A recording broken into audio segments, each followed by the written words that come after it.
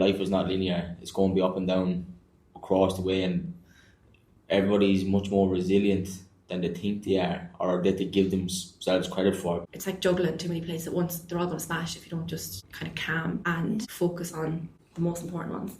That's my 2 cents anyway. Being an old wrestler, I used to love wrestlers. Whatever. Yeah, something to remind you of your younger self, and you're like, okay, that's why I'm doing it.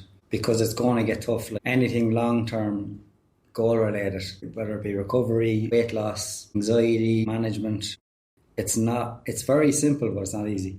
I think, like, for anyone who gets stuck or that, like, it's just move imperfectly, and we're moving imperfectly. It's going in the right direction. I am, and collectively thinking to me is,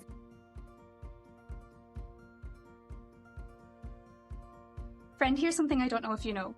While the podcast is a thought of mine for a long time, Thinking of Me absolutely could not be doing this without our very own Wizard of Oz, Kyle, at Goodnight Podcasting Solutions.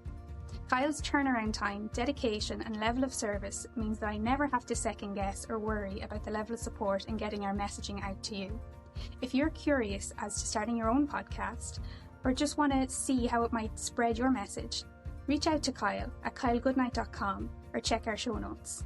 I mean it when I say that we couldn't be doing this without him. Hello, and welcome to the Thinking of Me podcast. Today's episode, Masters of Thriving, Uncover the Secret Stories and Strategies, is really special because it's our first in-person recorded podcast ever. Talk about bringing things into the out loud.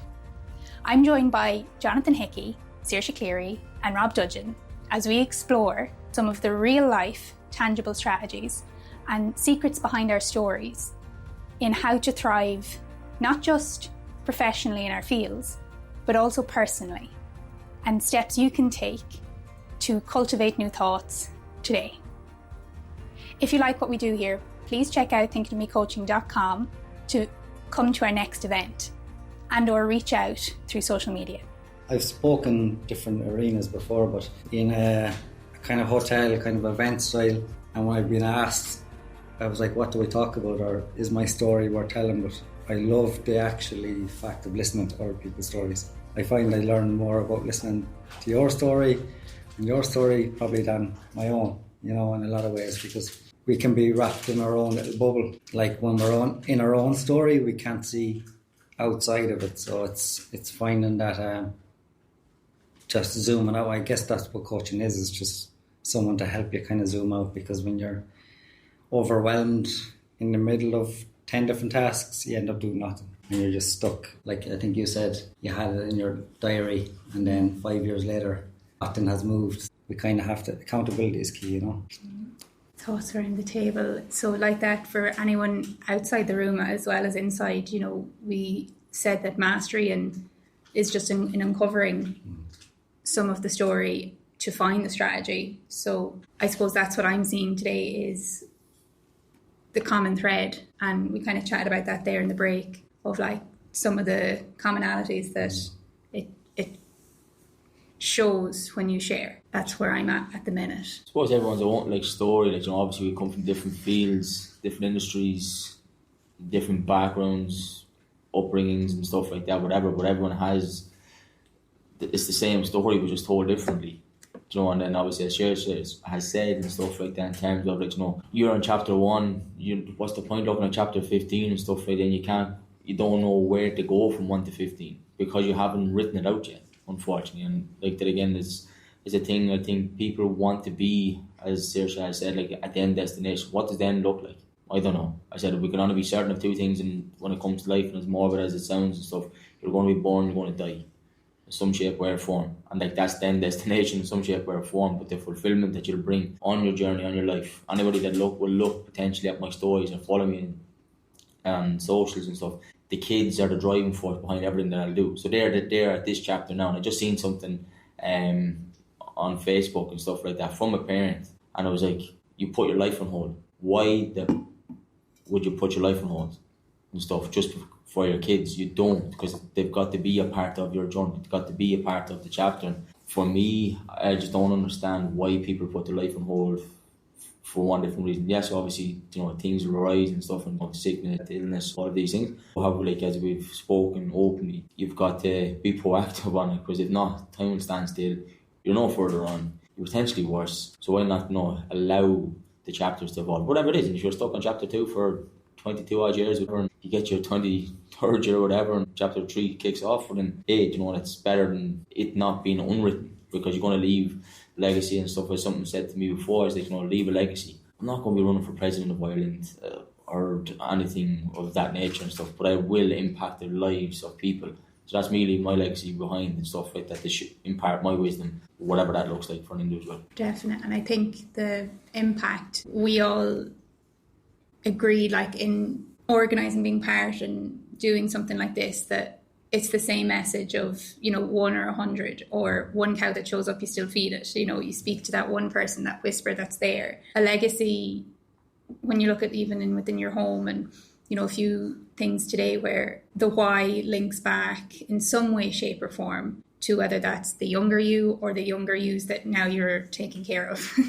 Your legacy doesn't have to be global to make a huge impact. And Jonathan, I know from when we did our episode and that together, one thing that has come up with anyone who chatted about your episode with me after, I got it from 3 different people, in how you have that approach with your children, jump. I think it's the way you said it, is It's not don't jump, it's jump, I'll catch you. So yeah, when you say legacy, that's what I hear. Yeah, we've had it today and stuff like that. For anyone who knows me and stuff like that, my parenting skills and stuff is probably out there when it comes to it. Because I think to my parents, obviously, to know disrespect them and stuff, but fear is imposed on us. I have my kids doing the most random of things and stuff like that, jump off the countertop. What happens and stuff like that, fall and stuff, you're going to break a bone or whatever it is. Kids are not made of glass, we're not made of glass, and that's the thing, as Lauren has mentioned, is just to jump, whereas to jump at an opportunity, because the fear of not doing it is going to be the thing that holds you back, and you're going to be sat in the same position. But they're the big driver for me, with it, and that's why I do. And people relate to me and stuff when they come coaching with me, because they understand, all right, yeah, he's normal. He's not this jumped up monkey and stuff like that behind the screen. I'm as authentic as you can get, because I'm not going to, Ireland is a nation of people pleasing. I'm not going to please everyone. I can't. It's next to near impossible. And that again is, we've outgrow certain things, me and Lauren go back and stuff like that, in terms of true family and stuff. And that again is that's outgrown and stuff. That's perfectly fine, because that helps evolve that person and stuff. And I think you've got to go through that, unfortunately, come out the other end. When you do, you feel better about yourself, as a consequence. I don't want people please and stuff. For whatever reason, why you said I'm 37, I don't care. It's not that I don't care about the person, but I don't care. I've got my own things and stuff like that. And if I take your baggage on board, it's just going to weigh me down. It's hard enough as it is and stuff, to carry myself around, so I'm not going to, try and bring extra stuff with me. And that's the thing when it comes to it. But that's why they're the big driver for me. And little did I know and stuff that I become a parent. Molly's 3.5, Josh is 21 months. It changes your outlook and perception. I'm sure Saoirse can, share on that and stuff. As your little, as you mentioned there. And for me, body image is a big thing. Again, is to have that rubbing head and the patting head, mammy, you're pretty and stuff like that. That's what I always say to Molly and stuff. You don't need makeup, you don't need anything. You're beautiful the way you are. And now she'll say it. However that long that lasts, I don't know.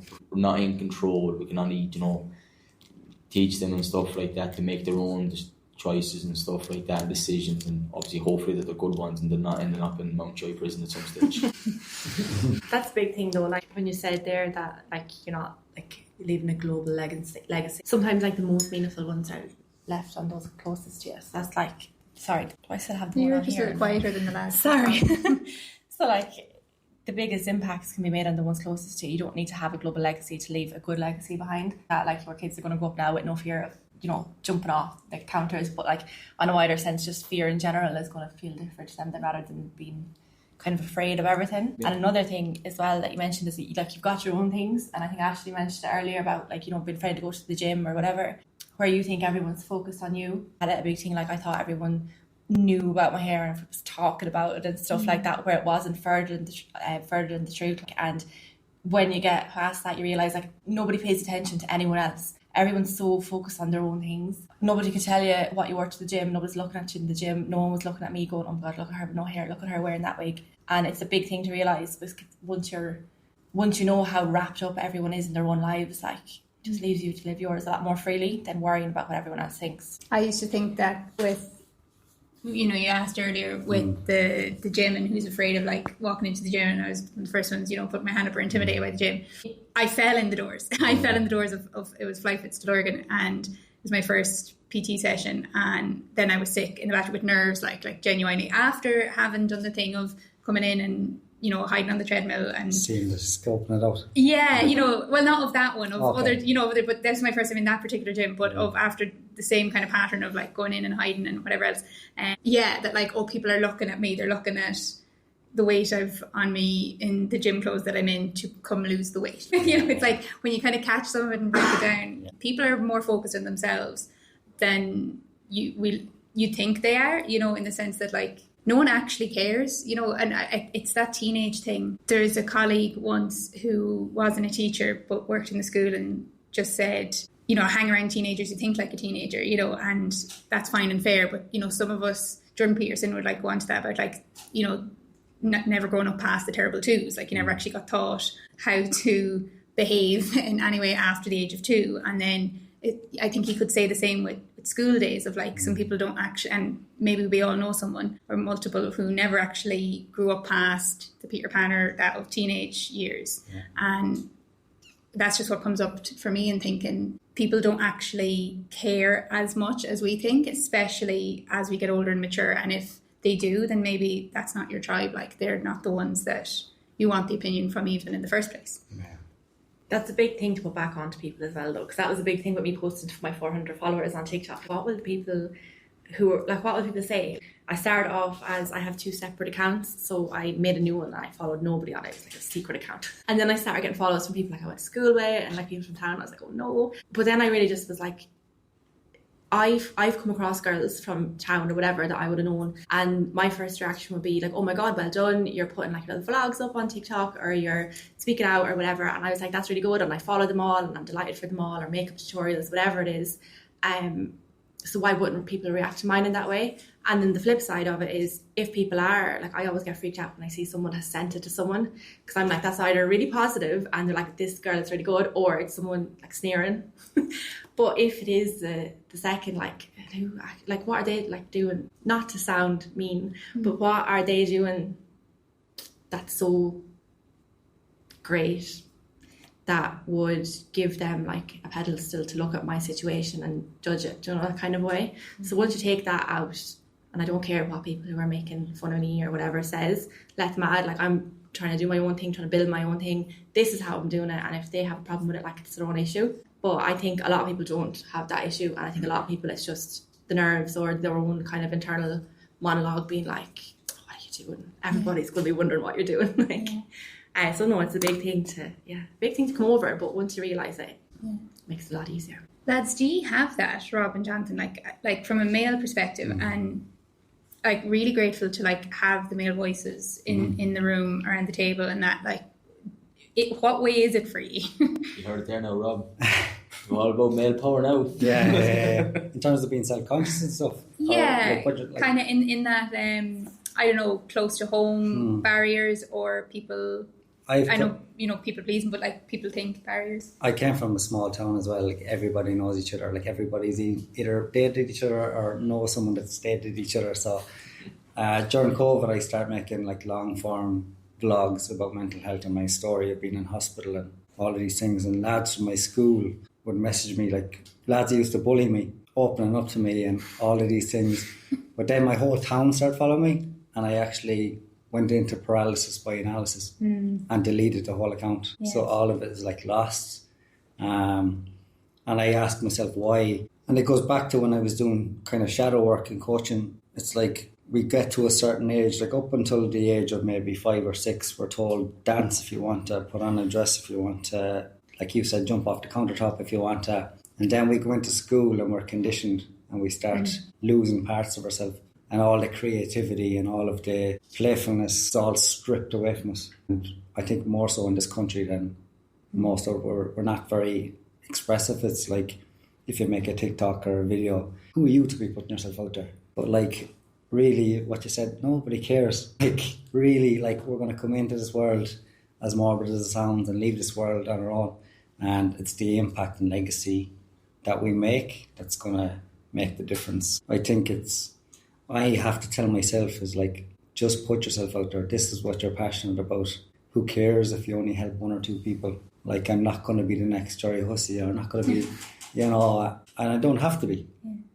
I have a small impact on this world and the people around me, and explore that creativity and reclaim the parts of myself that I lost when I was going into my teens, I would say. So, yeah, that's kind of, it's always a reminding, like, your people close to you will constantly remind you, like, listen, you used to love that when you were, why have you stopped doing it? And you ask yourself, like, it's because they might look at me like, he's a bit weird doing that, or why is he, like, a lot of the things, holistic type of stuff, I'd go into a room and I'd be the only lad in a room full of women. Now I'm trying to break those barriers down. Like, I want mixed groups, because I've been involved in mixed groups and you learn so much more. It's all men's work here and women's circles that. But until we can start coming together, that's when you learn more and more. Like, my Gigi's from Argentina. It's all mixed schools. Mixed schools here is like, I asked my friend, would you be in a mixed school? Like, no way, you could be in a mixed school. You'd be distracted. But, like, we're being, so that's where I'm at. I actually had that thought. It's one of the things I wrote down earlier when you were talking about the lad that was getting in trouble and throwing stuff in the school and that kind of thing. And Jonathan, I know you touched on it in your share as well, of like, off the walls, or whichever way you said, and like, lads do get that kind of thing, and or that persona sometimes put on them. When you say with the schools, I was on a teaching practice in a local school, mixed school. Home economics is my background, so I think I was in my second year placement. And here I was in a mixed school teaching lads for the first time. I was like, I'm not like that, I'm not going to be able to do this. I was like, X, Y, Z, after coming from an all girls. And there was these 2 characters, is the only words I have. But they used to sit in front of the room because the teacher had them in the seating plan, and she told me, do not change the seating plan, whatever you do, or you'll have trouble, because if they're any further back. The lesson plans I had from the college to do, with the group was in sewing. So not only was I trying to get into the home economics mindset from a lad's point of view as a barrier for me, and never having had that experience, now it was, how can I get these 2 bios? And that's not the only word I can say to describe them at the time. How I used to see it was to thread a needle, and I learned so much, and I've told that story in different ways, and there's a couple of layers to it that just for local privacy and barriers and things like that, I won't go too close to it, but at the end of it, I would have said they were driving me mad, and it's one of the best experiences I ever had, because at the end of the couple of weeks I was there, they came up to me with a card and, dear Miss Devine, and going to miss you, whichever, in a box of chocolates, and one of them was all teary, and I was looking at them and I was like, you have driven me mad for the last month or whichever. And I looked back on that a lot when my coach is a male coach, and I trained Jay Shetty certification for the coaching myself then, and I'm in under Dean Graziosi, Tony Robbins, like. So when you say like men at the table and that women, there is a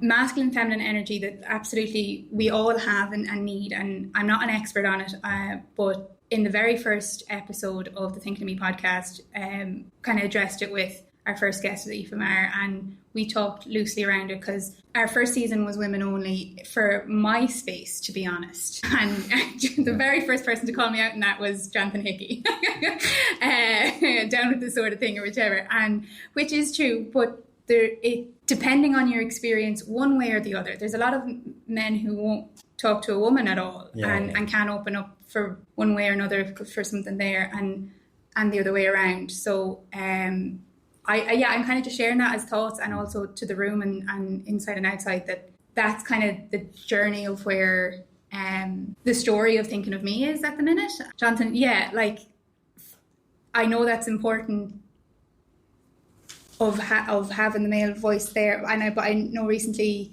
you were working with, is it a female coach, or I know you're doing some kind of meditative work or that. I'd love to hear a bit more. Rob may know and stuff, so Jamie Janko. Yeah. So I go studying under Jamie, but I hopped on a call with Jamie or whatever, and she just asked me basically and stuff why I was doing or why I wanted to come onto her course. For everybody, it's a breathwork facilitator's course, but it's trauma informed somatic breathwork. And like that again is because like we suppress everything and stuff, and just like speaking to her, and I told her, and she's like, oh wow, she said like as a coach of what you're doing and stuff like that, if you can bring that back to your own realm and stuff like that. And I was like, yeah, because people have been conditioned so for so many years and stuff like that of, you know, this one internal dialogue with themselves, and then to feed that, like, you know, as like what Saoirse said, if I put this out and stuff, what's he going to think, or what's she going to think, or what the girl's going on the road, or that kind of thing. Well, who actually cares what they think? Because they're not the ones that are going to feed the mouths and stuff that are around the table and stuff. So if you got to put out your thing and stuff and break that conditioned element, it's just going to help you massively and stuff. Or like, you know, like when we walk into the gym, as I said to people and stuff like that, is like, they don't care of what you're doing, because you could be starters and have all your bits out, and they don't care because they're so engrossed in their own thing, whatever and stuff like that. They don't know that you're whatever shape, size, bad or indifferent and stuff like that, what that one will be, because they're so highly focused and sensitive in their own little unrealistic world. And that's where, like, obviously partaking in this breath work and stuff and having experienced it for the first time 3 weeks ago, I'm big on, may not seem it looking at me, but I'm big on opening up in terms of like what I can see, what I can't see, and having that experience and stuff like that. And as I spoke to the facilitator after, I said, well, what did you think, whatever, and he goes, well, there was definitely something in the room anyway. And that's it. And I could feel and stuff, like the 2 people that have passed away and stuff like that. Obviously one with my cousin, there was a lady, so there was a female energy, and then obviously there's 2 others, one with my grandfather and then another and stuff that had been a good mate of mine and stuff, who was taken way too early. Seeing them directly and stuff like that straight away, like I could feel it. And that's why I wanted to bring it on this, I wanted to go on this journey, because I know and stuff, if I'm feeling it and stuff, like obviously it's a little bit teary-eyed and stuff, it's going to impact and it's going to help somebody else. Don't unblock it. I have friends, family and stuff like that, like, you know, that could potentially reap the rewards of it. And I had a comment and stuff like that from somebody that Lauren will know, whatever, and I was like, that's exactly what's wrong and stuff like that, because like, I had termed it what I was going on, trauma informed. He was like, it'd be a traumatic event and stuff if I had to hold my breath. And I was like, and I just replied back and I was like, well, that's the exact same reason. That's the reason why you should be going and experiencing it. And I just left it at that. And that's where, like, I don't, like, I'll hit it with a hurts and stuff when it pinches a nerve, and that's perfectly fine. I don't mind, because I think if you're going to work with me, you like me, you don't, you don't. That's perfect. It's perfect. But it's the reason why I'm going on this. And I've had some of my male clients and stuff like that. I work with 99% of women, and as they say and stuff like that, you know more about me and my period and stuff like that than my fella does. And it's that thing with it, because the connection that we have going on this, I know it's going to elevate it and stuff like that a little bit more to help them. It's not to help me and stuff like that, but it's helping themselves and stuff like that. And like, health and fitness is just deemed the one thing, whatever, whereas I think if we open the doors and take off the blinkers and stuff like that, whatever, it can be such more powerful or impactful and stuff like that to us, and serve us in a better position and stuff. But yeah, talk. You just please talk. I'm not going to talk to the person. Why? Because they're just prying for information, and I don't need that. I'd just rather sit there and be like, God forgive me. And anything that I'll ever say is just in my own opinion. I'll just sit there like a mute. I've got nothing to offer this conversation. That's me out. Call me back in and stuff like that when you're talking about something meaningful.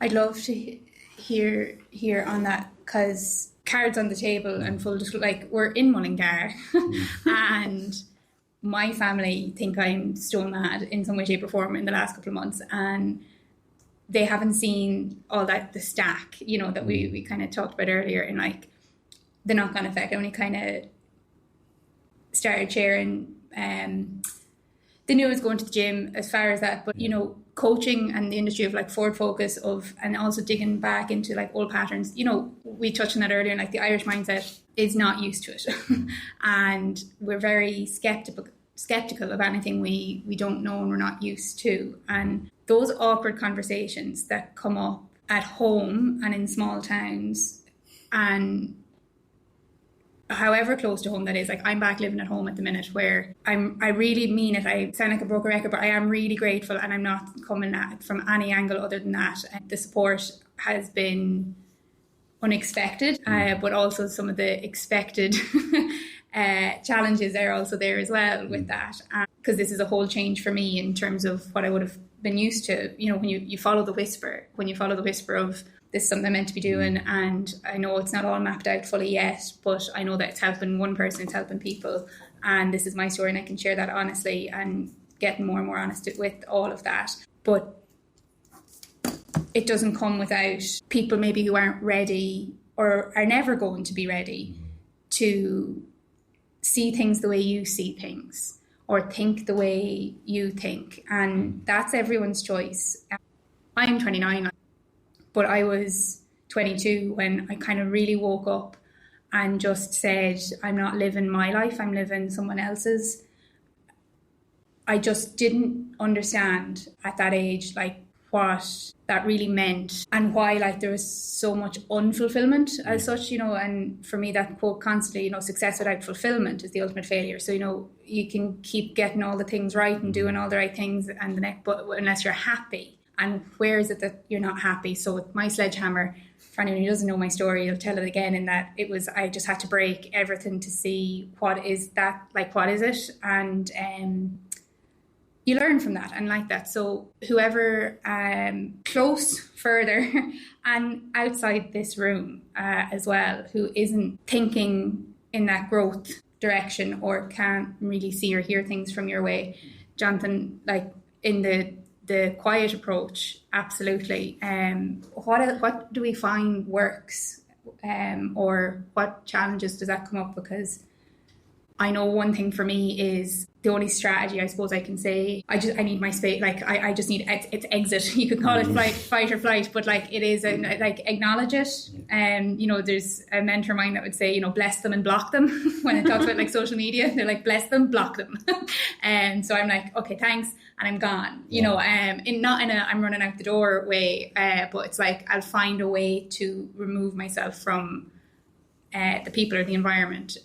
But yeah, because like, on this journey that we're all on in different path points, I'm sure there's been those moments. Definitely for me, I think it's like, it's an old saying, it's so cliche, but it's true. It's like, you have to slow down, speed up, and just remove all the outside stimulus, like, and just whatever it is. For me, it could be sauna. For you, it could be in a bath. For someone else, it could be going for a walk in nature. It doesn't really, like none of it. Like, when I'm creating a pathway forward for my client, or helping them see a pathway forward, the systems are really simple. Like, there's nothing ultra complicated about it. Like, I'm not a neuroscientist, even though I'm fascinated by all those areas. So really, whatever you can do to remove all the outside noise. And for me, and I do need, like yourself, I do need me time, I call it.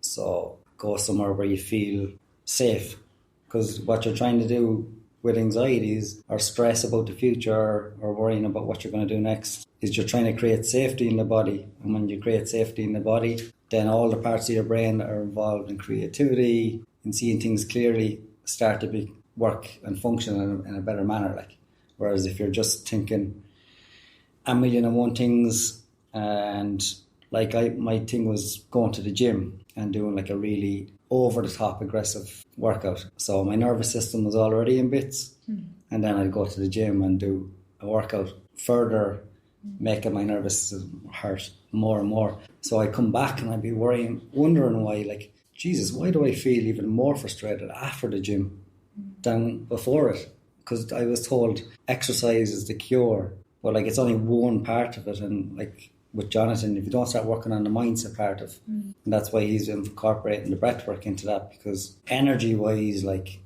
whether it's be in the gym, whether it be in work, whether it be studying, if our energy isn't flowing correctly, and one of the biggest drivers, like, there's an old saying in most breathwork courses, and with Pat Divley, who taught me it, it's like, your breath is your remote control for your nervous system. And when I learned that, I was like, Jesus, should I do that every day?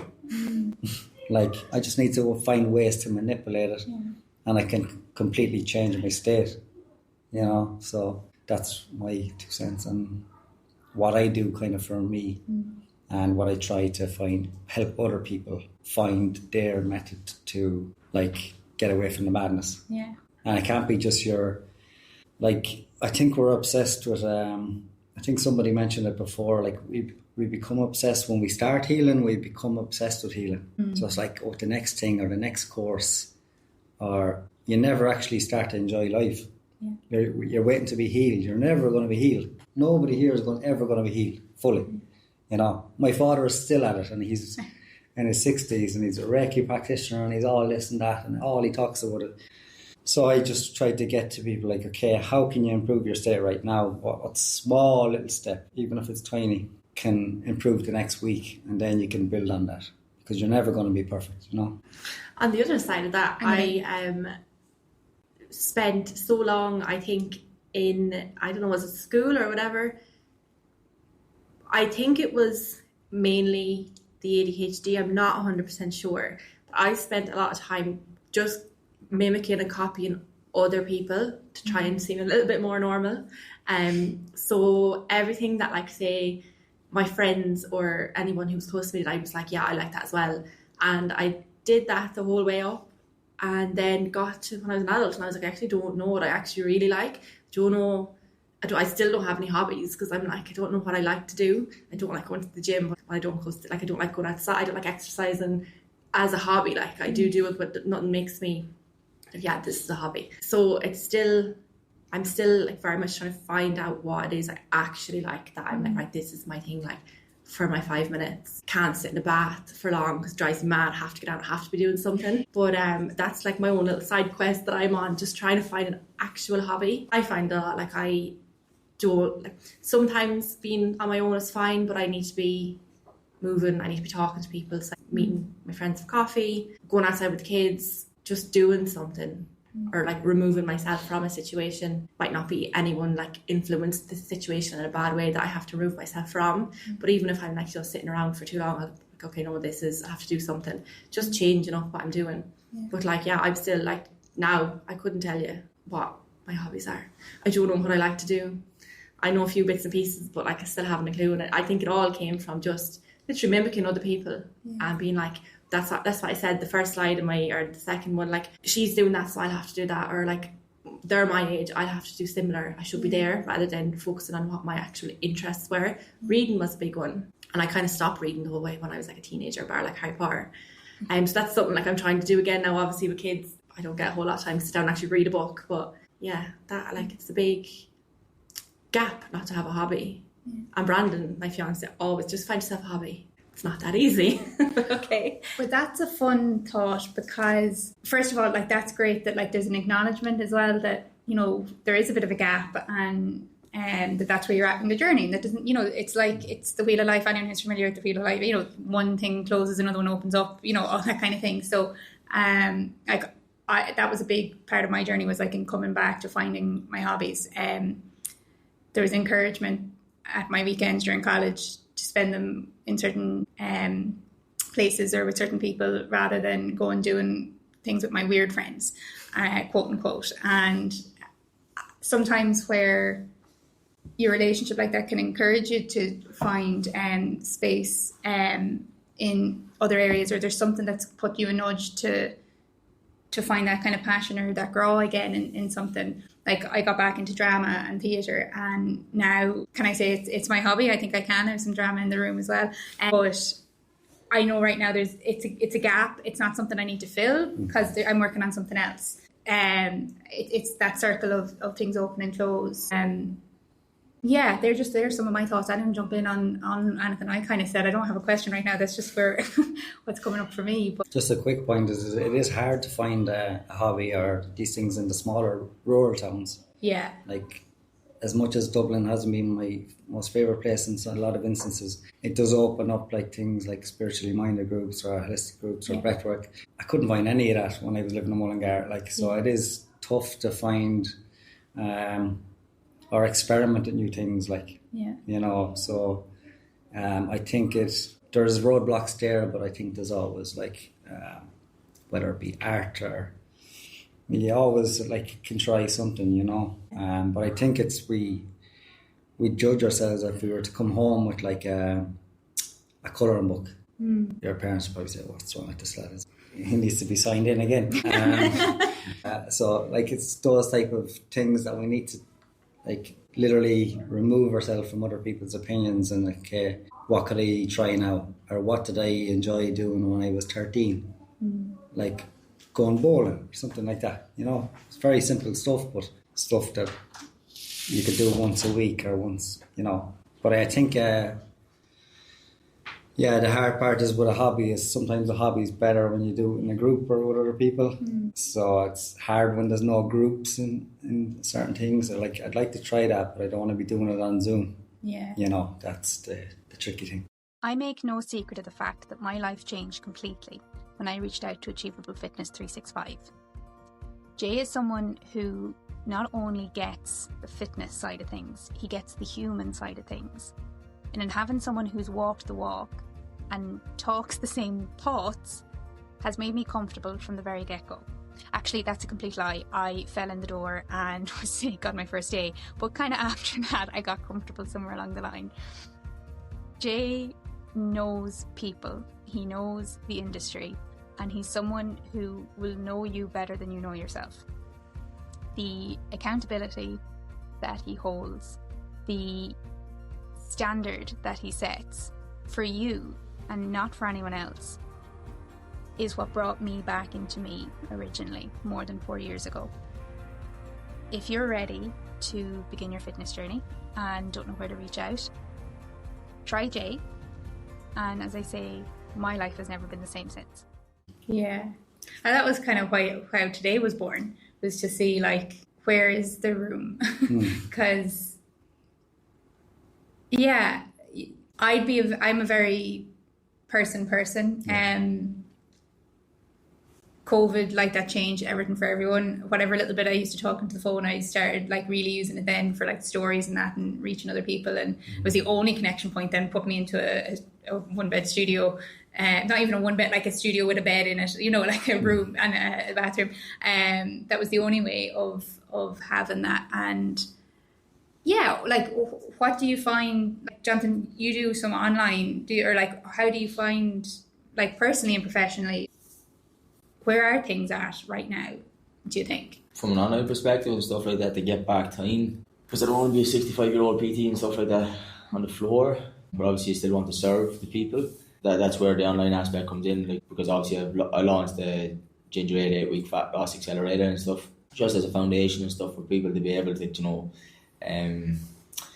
get started and stuff like that, whatever. And, you know, have people from Mullingar. There's 2 people I don't even have a clue how they even followed me, whatever, but I do know they're both based in the UK. So now I'm coaching the people in the UK and stuff, like, and it's like they're exactly the tools that I have from a human connection perspective in person and stuff like that. It's just transferred online. But I think, and it's just, as I say again, it's my opinion, there's so many people in terms of an online perspective want to jump on because it's a quick buck of making money and they want to get to this arbitrary 10k number. It's like when you get to 10k, it's no different when you get to 76 kilos and weight scales and stuff. What the fuck does that mean? Nothing. Stuff like that, because if you're not happy, you're not fulfilled, it's not going to change. Like, I had somebody reach out to me, whatever, and he's on the online space, whatever, and he goes, I'm thinking of doing a little bit of coaching at my studio, whatever, and I was like, that's great, fair play to you. Now you see and stuff like that, that you're not losing the human connection. I said, now you're coming back into it, and I think that's what has to happen and stuff like that. With it, it's like, yes, like, in terms of, we talk about, like, you know, AI and ChatGPT and all of these things, work with them rather than against them. But, like, at the end of the day, it's never going to be able to replace you fully. Why? Because you're a unique individual to yourself. You can't carbon copy Lauren, can't carbon copy Rob, can't carbon copy Saoirse, because why? Each of your, like, professions and stuff like that are individual to you. It's authentic, because no robot can mimic me as much as it wants to and stuff like, and that's the thing. And, like, you know, like that again, because it can't take, like, you know, Saoirse's thought process in terms to be able to develop wigs. It cannot physically do that. And I think that's where, like, people are pushing such an emphasis on online. It's part and parcel. It's, yes, 100%. It's going to bring in extra revenue for me, 100%. But I think, again, it's not going to be the deal breaker, because there will have to be a happy medium in terms of it. And why? So I can spend more time with my kids and stuff like that. Like that again, as I am, when it comes to it, I'm in their lives and stuff like that with more than potentially most parents and stuff like that. Why? Because I literally go from here to where that camera is now in front of us, and people don't know it's a very short distance that are listening to this back in audio. And that's the thing. I go in, able to see them, put them to bed, go back. Some parents don't get to do that because they work and stuff like that. Myself and my wife were both blessed. She's a hairdresser.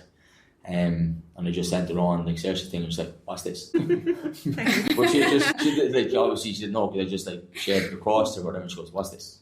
So I presume I get 101 questions and stuff like that after. But it's just that thing, we're both blessed with our work and stuff. Self-employed, it's tough and it's hard, and housing crisis and all this. But everything that we're doing is to buy back time for that perspective. But everything's in person or online. Yeah. And I think the marrying of both together is good. And it'll change, I'm sure, and stuff like that, unless something happens, or unless I decide to put on a balaclava or whatever and start going around robbing banks and stuff like that. But I won't do that, just in case the bank does get robbed here. What do you think, Rob? I know you said, like, in person. Yeah, it's like, I'm kind of torn, because, like, definitely 100% with a lot of things like fitness and coaching like that, it does give people such freedom to, like, do it from home, and it takes a lot of the roadblocks away from them. I think, like, veering away from that side of things, just in general as society, I think we are too isolated, like. Yeah. So most people now work from home. Most people, then they go into a gym with the headphones in. So it's complete isolation, and if you're not too aware of it, I'm definitely guilty of it, because whenever I'm a bit overwhelmed, I do go into my bubble and I kind of isolate, and it can be too much the other way, you know. So now I'm pushing myself to be in, whether it be meetup groups, whether it be social groups. Like, it's one of the reasons why I went back down with coaching on the gym floor next week, is because I do miss that human element, because obviously most of the coaching sessions, even though I'm open to working in person, most people do prefer online. So you kind of need that. There's something powerful about, like, being in a room with other people. Like, 100%. I've seen. I remember going to a men's group with suicide prevention a couple of years ago, and there was a lad came in and he had the Snicker pants, all the tools, and he's like, "What the fuck am I doing here?" He's like, "The wife made me come here, and I don't even know why I'm here." An hour and a half later, he's in floods of tears and he's opening up. And he's like, "What the fuck did you do? Did you put my tea?" All we did was a bit of breathwork. And you know, he couldn't understand why all stuff that he was holding on to was just releasing. He thought, like, somebody spiked his tea or something. Those are the type of things that if we don't allow ourselves that space to be with other people and learn from other people, then it's like when I was in Portugal, it was like work, repeat, you know. And as much as I love what I do, you have to give to the other parts of yourself as well, you know. What do you think, Saoirse, like, in looking for the hobby as well, like online, in person, like, where do you think things are, or does it look like for you? Mixture of both it depends. So, I mean, for work, online is handy for people, say, with the wig side of things. They don't have to be local. Online is great for that aspect, but if there's an opportunity for in person, I much prefer it. Like, I even remember, like, job interviews and stuff before, like, I'd always prefer them in person, because I just feel like you get a sense for the person, and you can, like, better help other people get a sense for you in person. Whereas Zoom, I always found Zoom interviews way harder than, like, in person. And like that, I'm like a people person. I get on well with people or whatever, and I'm just more relaxed in a room when I'm talking to them rather than on a phone. Or even yesterday, I was meant to have a Zoom meeting with a lady from the local enterprise office, and we couldn't get to work, so it was 2 hours over the phone, and I hated it. Like, it was horrible. My hand was killing me by the end, and I couldn't hear her properly, and I couldn't see her, and then she'd stop talking, I'd start talking, and it was all talking over each other, and it's just some situations great, but if there's an opportunity for, like, in person, even better. But even, like, the Zoom, like, the face to face is better than the phone. Do you know what I mean? But in the likes of hobbies, I would 100% prefer in person. I did for a little while do, like, so random, like, sublimation printing and stuff like that. It was, like, printed onto, like, glass, and was good. It ended up turning into a little bit of a business, got a little bit stressful, but it started as a hobby. But I didn't like it in the end, because it was me going up to a room on my own and doing it up there, like, and it was grand, but I prefer to be out with other people. I'm allergic to being outside most of the time, but I'm getting better. But even, like, I wanted to go back, and I was actually saying it to Mammy recently, like, I found all my old Irish notes from school, and I opened them and I couldn't understand what I was writing. I was like, I don't understand this anymore. I was like, it's terrible. And then I actually watched the kneecap film. I was like, oh my God, I need to go and learn Irish again because I've forgotten most of my Irish. It's terrible. So I was looking online for Irish classes, lessons, whatever, and they're all online. And I was like, I don't think I'd like to every Monday evening online or whatever. I prefer to go and sit somewhere with a group of people and learn. It's a lot easier, in my opinion. I'm still on the hunt, although I do have 2 teachers in the room with me, so I hear that. Yeah, I think it's the same commonality. There's like a pro and a con, and I always said that like I've no interest. I don't have show reels for like a drama side of things. So like going for auditions, I don't, because I just point blank hate film work. Like I don't like it. It's not yet.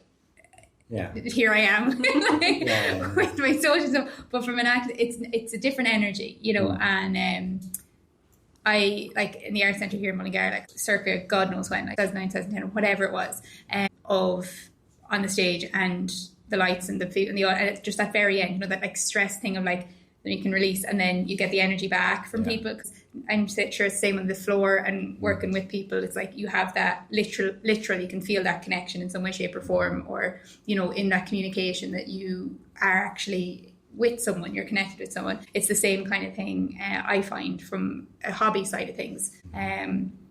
And it's interesting. I think we're in an interesting point of time and that kind of thing as well. And for people who are here in the room and who are listening back, you know, that's, as they say, the extension of how we can connect now, you know. And I just think it's a fun thing to think about as we say, like, things move forward, because we said that today in terms of like strategy, it's like it all comes back to what works for me, you know, and also is there something new there that maybe is helpful.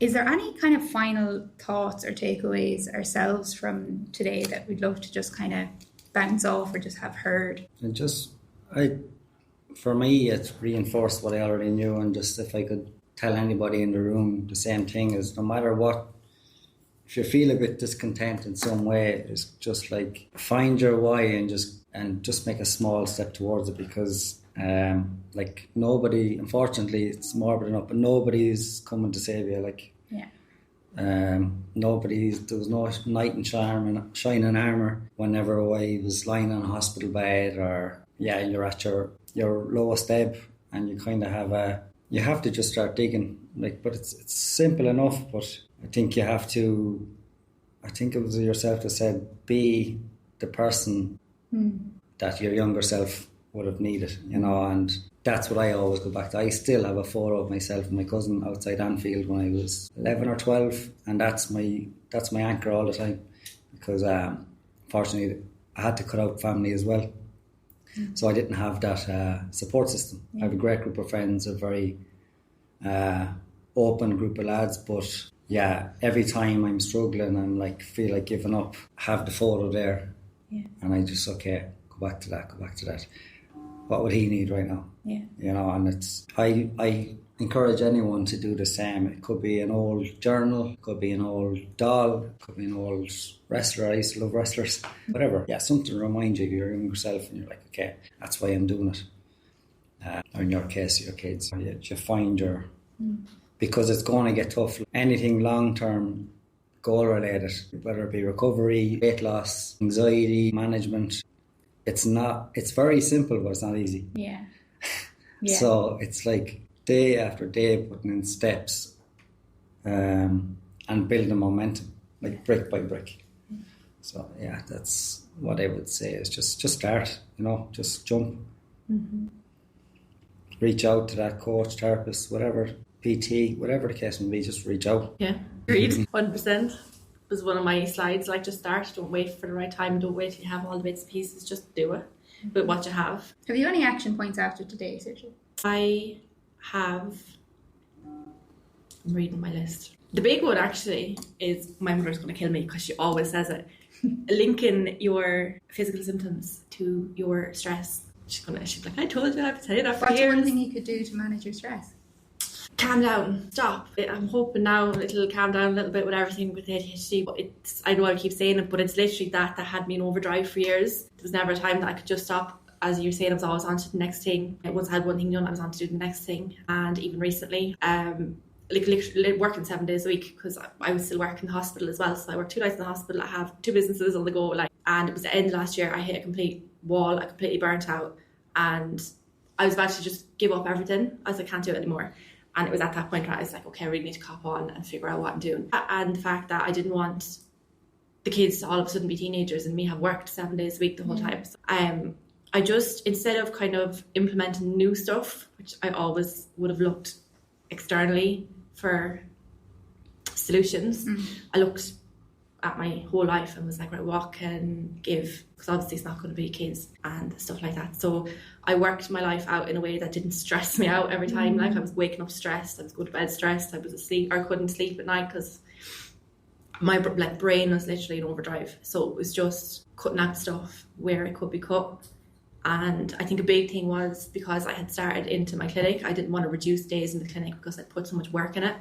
But when I started looking at it as a point of view as I'm not stopping it, I'm literally just reducing it until there's room in my life for picking it back up again. So it might be when the kids are in crash full time next year, or when they're in primary school, or something that gives me more room to focus on something else. But it's like juggling too many plates at once. They're all going to smash if you don't just kind of calm and focus on the most important ones. That's my 2 cents anyway. And any final thoughts or takeaways or actions? Yeah, nothing essentially that anybody hasn't mentioned, but just feel the fear, just do it anyway, and regardless of what anyone else thinks, and just keep going and stuff. It's never going to be easier. Life is not linear. It's going to be up and down across the way, and everybody's much more resilient than they think they are, or that they give themselves credit for. Because if I was to ask anybody, and we just mentioned COVID and stuff like that, like, who got you out of COVID? It wasn't your sister, your brother, your mother, your father, your cousin, whatever. It was you. You had the ability to keep going. So you are like 10x more resilient than you give yourself credit to or for. You know, and that's what I would say to anybody. Is like, you know, if it was a word, it'd be resilience, and if it was like, you know, anything else, just feel the fear and just do it anyway. I'm wondering something in my head there, and after going again, I can't remember what it was. No, go on, it'll come back to me. I'll tell you in a minute. Are you sure? Yeah, no, it's gone. It'll come back. You go ahead. I'm just trying to think my own final takeaway. Something, organising anything is always, you're thinking of all the outside cogs, you know, and my, I call it a focused vision board. I kind of do it a little differently because I see the vision, but I need to like that bring it back into focus of what is the one thing and that. So I kind of played with that a little bit last year, and I kind of designed a focused vision board as such for this year. But it's the thinking of me year. And, you know, I used to play with things like, oh, Lauren 2.0 or the year of Lauren or project this or, you know, stuff like that. And in the times when I didn't know who to talk to and had felt like there's a or whichever, I used to talk with the pen, you know, and then the pen turned to the phone and, you know, stuff like that. Like, so, and thinking of me somewhere in 2018, like it was just what I said, I'm just doing this. And that was, you know, it was a blog at the time and a whole different mindset frames as to where it is now. And as I say, like, that's so open, and I'm not going to take it away because it was that moment of like, shit. And I actually haven't touched the Instagram blog since launching coaching. I actually haven't. I kind of purposely haven't. And for anyone in the room and looking back, you are going to see there's a branding change. No change to our mission, the statement, philosophy, anything like that. But you'll see some slight changes coming. That's kind of where that's at, and trying to learn all the strategies from that side of things and how to help other people a bit clearer, because like that, it's how do you present something a bit more linear, you know, and find a way for that to help people. So I share that and say that because that was like my thing for this year, is like that. Yes, that's in a business side of things now of like this is what I do in helping, but also it means Lauren as well. You know, it also means like, I think my biggest takeaway today is in that simple thing of like fulfillment. It starts with it. You know, you have to really, and I've kind of heard that mentors, coaches lately a lot with me. I've been focusing on, this is so radically honest and open room, I'm learning on the go. I'm building the plane as I'm flying it. I am getting feedback. I kind of feel like I'm doing everything wrong in a way, but I'm moving. Yeah. And I think, like, for anyone who gets stuck or that, like, it's just move imperfectly, and we're moving imperfectly. It's going in the right direction. I am, and collectively is thinking to me is, I think like for anyone who gets stuck or that, like it's just move imperfectly, and we're moving imperfectly. It's going in the right direction. I am, and collectively is thinking of me is, and just remember to start from that place again. I think is it's a cycle of mastery, isn't it? It is, isn't it? Yeah. Unconscious incompetence, It's like keeping that in the back of your mind. You're never going to be.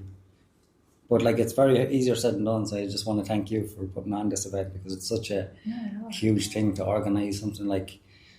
I've done events and piggybacked off events, but to actually do it like fair play, and hopefully everybody enjoyed it and took something from the day. And so I want to express gratitude to you, for organising and for inviting me, and for everyone's time today. Thanks for coming. Yeah. Thanks for coming down. And Jonathan, thank you. And Saoirse, thank you. And for anyone listening back, thank you for showing up. Our listeners, in surprising ways, are listening and watching. And thanks for those that showed up in the room as well. And I think whatever thought, takeaway, question that there is, you've 4 people here right now, and there's so much more available as well, who maybe has a little bit of a nugget of that next step answer. So I'm really thankful, I'm really grateful. And for those in the room, we might open to some Q&A. Thank you, friend, for listening. Let us know your thoughts in the comments below, and check out our show notes to contact our speakers directly. Subscribe so as not to miss our next one. And until then, talk soon.